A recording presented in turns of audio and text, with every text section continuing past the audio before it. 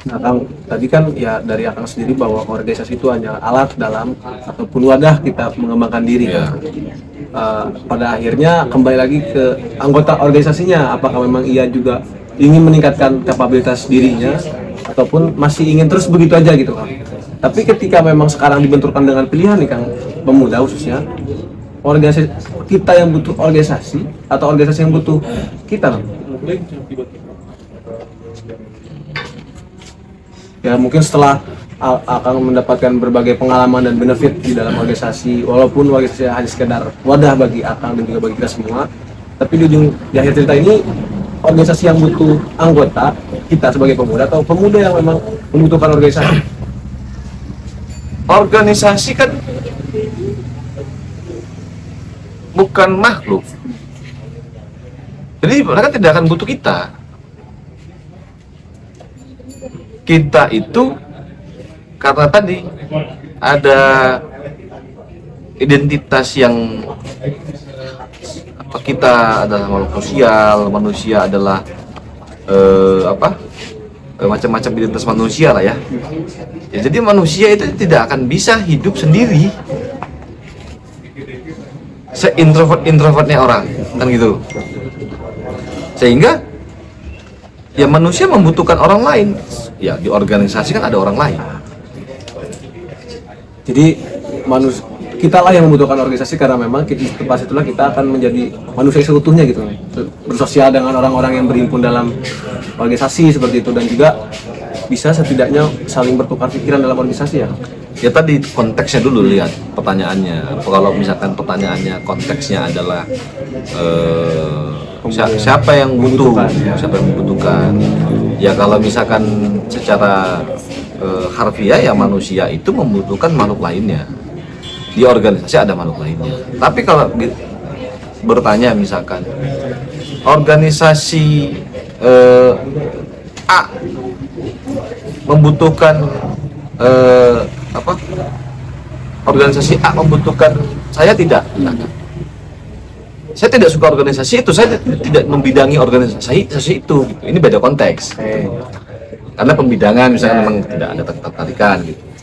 Tapi secara umumnya kita yang butuh bersosialisasi dengan manusia lainnya gitu. Iya, kita dan manusia lainnya membutuhkan manusia lainnya, saling bergantung.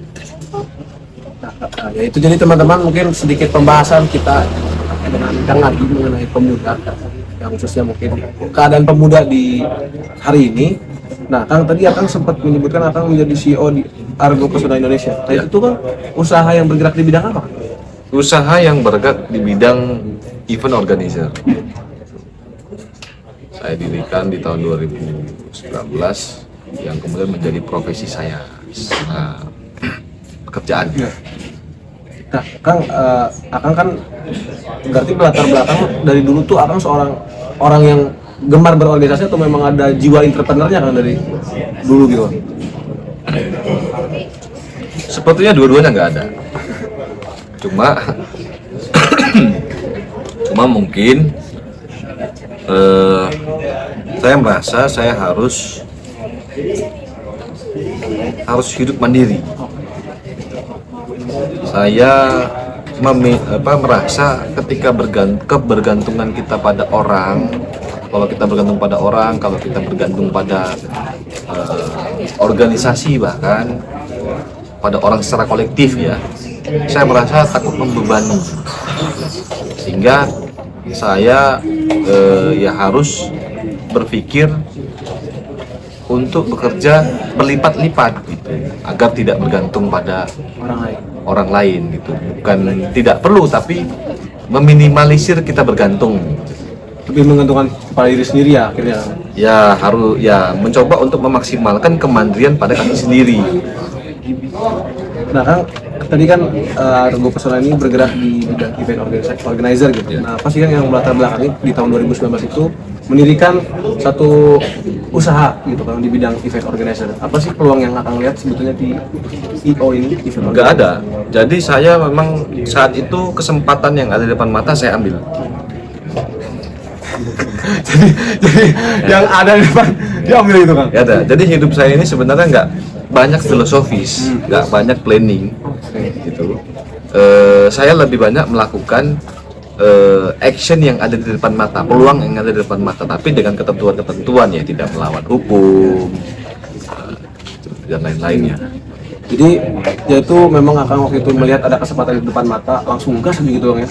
Langsung dibuatlah jadi Ya. event organizer itu ya. Jadi saya merasakan beberapa kali, atau memang hasil yang saya dapat, yang pengetahuan hari ini saya dapat itu berasal dari setiap peluang itu tidak saya sia-siakan sepanjang tidak membahayakan atau berujung pada perbuatan melawan hukum. Memang itu selama berada di koridor yang betul, yang benar, ya, ambil aja kesempatannya ya kan. Nah Kang, saya juga kan sempat nih Kang kemarin saya buka usaha gitu Kang. Nah, susu murni nih Kang di SMA dulu. Nah, ketika saya dulu buka usaha nih kan banyak sekali hambatan yang kadang kala buat kita patah semangat dalam melakukan usaha nih Kang. Apalagi kan sebetulnya tujuan mendirikan usaha sendiri tidak meminimalisir bergantung terhadap orang lain agar kita bisa mandiri di kaki sendiri. Nah, itu yang coba saya pikirin dulu gitu Kang. Cuman di tengah perjalanan ataupun di akhir perjalanan ketika menjalankan usaha ini banyak mungkin saya sendiri khususnya mengalami patah semangat nih kan dalam usaha. Mungkin karena perkembangan usaha itu sendiri yang nggak kunjung membaik, yang terus menurun. Apakah memang ketika hal itu tersebut harus tetap percaya bahwa ini akan berakhir baik, atau memang ketika ada hal tersebut tuh berarti ini bukan tempatnya kita nih dalam usaha kan. Jadi ya dalam usaha kan pasti ada naik turunnya nih. Nah ketika terjadi naik turun itu, apalagi waktu turun di dalam perusahaan itu sendiri, dalam usaha kita buat, apa sih kan yang harus menguatkan diri kita untuk terus percaya bahwa ini tuh akan berhasil di ujungnya gitu.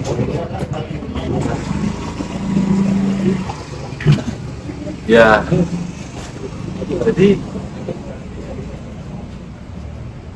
kalau bab tentang usaha ini aspeknya cukup luas, tapi kalau dipandang kita sebagai entrepreneur itu secara mental ini cukup fundamental ya, cukup dasar. Jadi secara mental di dunia usaha itu kan kita ketemu sama orang, harus bekerja sama dengan orang yang kita tidak inginkan karakternya, jadi begitu. Nah sehingga aktivitas yang kita jalani itu sangat mungkin bertolak belakang dengan apa yang kita harapkan, ketemu orang, ketemu situasi, keadaan. Nah kalau keadaan itu kemudian tidak menyenangkan bagi kita, kemudian secara mental kita memiliki mental bahasa sekarang itu bawa perasaan, baper, itu kita akan berujung pada stres. Nah, pengelolaan stres ini jika tidak dilakukan dengan baik, maka dia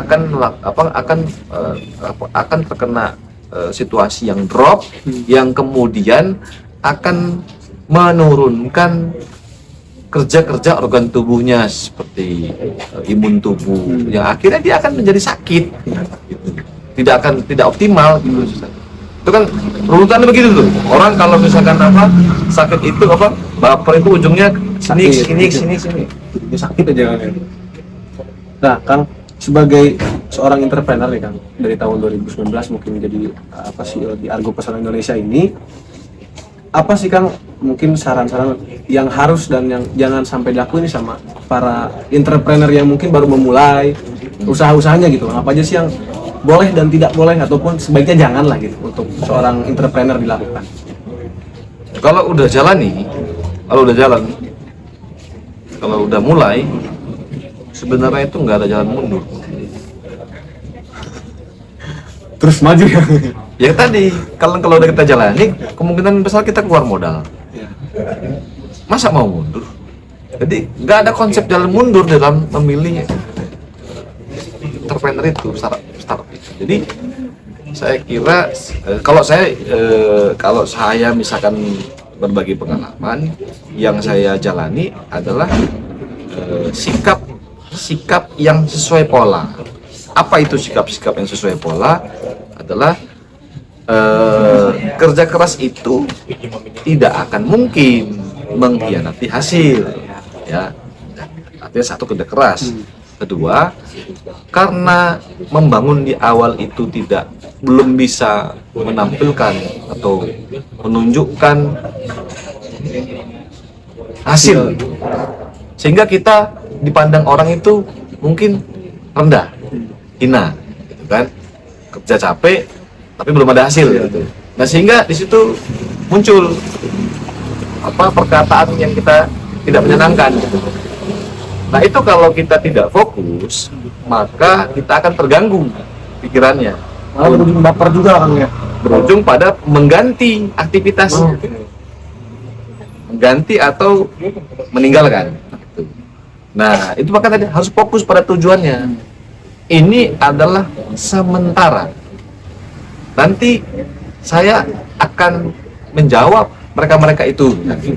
Karena memang proses itu tidak bisa dihianati, harus dijalani. Misalkan contoh 3 tahun misalkan harus menjalani sebuah proses yang tidak menyenangkan dalam membangun usaha, ya 3 tahun itu harus lewat dulu. Dan tadi harus ya mindsetnya ya udah ya 3 tahun, oke, saya punya jatah 3 tahun untuk dihina-hina orang, tapi nanti saya akan jawab berbagai raihan kita gitu. Berarti kalau tadi Akang yang menyarankan terhadap entrepreneur muda ataupun yang baru memulai usaha, hal yang jangan dilakukan itu jangan mas-masan, Akang, itu yang paling intinya. Ya tadi kan 2 ya, kerja keras, fokus. Yang terakhir ini adalah komitmen, integritas, amanah, itu kan 1 ya. Komitmen itu misalnya begini, memulai di awal itu pasti banyak menemukan hal-hal yang tidak sesuai prediksi atau planning. Karena tadi baru belajar kan di awal. Sehingga jika kita udah melakukan perjanjian agreement dengan para pihak, ya kita harus tepati. Jangan sampai ingkar gitu. Walaupun keadaannya berat untuk kita tepati. Bahkan kalau kita tepati, kita mungkin mendapatkan sebuah beban atau penderitaan yang dahsyat. Tapi tadi hasil daripada komitmen, orang akan mencatat bahwa kita orang yang dapat dipercaya kembali. Itu. Nah, untuk mendapatkan label orang yang dapat dipercaya kembali, itu berapa kira-kira harganya? Kan nggak bisa dinilai. Maka tadi, ketika memang untuk membayar, untuk berkomitmen itu harus ada yang dibayar dengan cara melakukan penderitaan. Apakah itu kita mengambil saldo dari yang akhirnya saldo kemudian minus gitu keuangan kita, lakukan saja, karena kesempatan itu akan hilang. Kita ambil. Iya. Nah ini yang kemudian 3 diawalin ya, kerja keras, fokus, dan komitmen, itu yang kemudian sulit dilaksanakan. Karena merasakannya. Ya. Dulu pun mungkin kalau waktu saya SMA dulu komitmen dan juga fokus itu kan, mungkin masih sampai sekarang juga terus usahanya, cuman karena ya tadi lah juga dulu nggak komitmen terhadap tujuan saya sendiri, mungkin itu yang jadinya berhenti di tengah jalan sih. Ya mungkin buat para entrepreneur yang baru memulai usaha, tadi ada 3 pesan dari Kang Adi, yaitu tadi fokus, kerja keras, dan juga komitmen terhadap apa yang menjadi tujuan kalian semua. Nah Akang boleh nggak kasih pesan-pesan nih, kiat-kiat untuk para pemuda di Rancasari khususnya, ya, demi menyongsong kehidupan di masa depan? Oke. Jadi usia muda itu adalah modal yang melekat pada setiap anak muda. Jadi anak muda ditanya, kamu punya modal apa? Usianya, usia mudanya, karena ada limit. Kalau dia sia-siakan itu akan habis. Maka anak muda, modal utamanya itu adalah usia mudanya. Nah sehingga jangan melakukan hal-hal yang tidak produktif. Jadi menurut saya soal waktu, ya, karena usia muda itu ada limitnya. Nah ini harus disadari secara apa ya, yang jarang disadari oleh anak muda itu adalah bahwa keadaan muda itu selamanya. Tuh. Nyantai-nyantai aja. Itu. Nah ini yang kalau kita menyadari bahwa ini sementara, loh kita kan was-was. Ya. Wah, harus bergegas kan gitu ya. Nah ini harus disadari bahwa usia muda itu sementara. Kalau sudah lewat usia mudanya, maka akan closing. Nggak bisa kembali lagi ke sana atau melakukan hal yang produktif. Kemungkinan besar atau kemungkinan besar itu gagal semua yang dilakukan oleh usia tua ketika memulai di usia tua. Kita memulai misalkan, tapi udah usia tua, itu kemungkinan besar gagal. Apa yang mendukungnya coba? Hampir nggak ada. Secara fisik mungkin udah lemah. Yang lain anak muda yang jalan, dia sendiri yang tua kan gitu ya. Jadi saran saya harus betul-betul menyadari bahwa usia muda itu ada limitnya. Jangan sia-siakan usia muda, kesempatan itu datang hanya sekali. Ya, nanti itu babnya agak panjang ya soal jadi ada bab soal usia yang berkaitan dengan produktivitas, yang berkaitan dengan kewirausahaan. Jadi ada 20 itu kita harus bagaimana, 20 ke bawah, 30 ke bawah harus bagaimana, 40 ke bawah dan seterusnya harus bagaimana. Sampai nanti kolaborasi antara usia muda dan usia tua. Misalkan usia tua itu cenderung memiliki ilmu dan pengalaman, serta kalau dia berkesempatan dia memiliki uang banyak juga. Itu. Nah, ini tadi kepemilikan ini kan tidak didapat oleh anak muda. Nah, ini yang kemudian harus kolaborasi. Karena anak muda kemungkinan anak muda ilmunya lebih minim daripada orang tua, pengalaman lebih minim daripada orang tua, dan kesempatan memiliki modal banyak juga lebih banyak di orang tua, sehingga tadi tenaga yang besar dengan tenaga yang kecil tapi memiliki kesempatan yang lain itu disatukan menjadi kekuatan. Jadi memang harus ada kolaborasi yang nantinya dikolaborasikan ya. Kolaborasi usia itu adalah kalau dilakukan itu dapat melakukan percepatan kemajuan.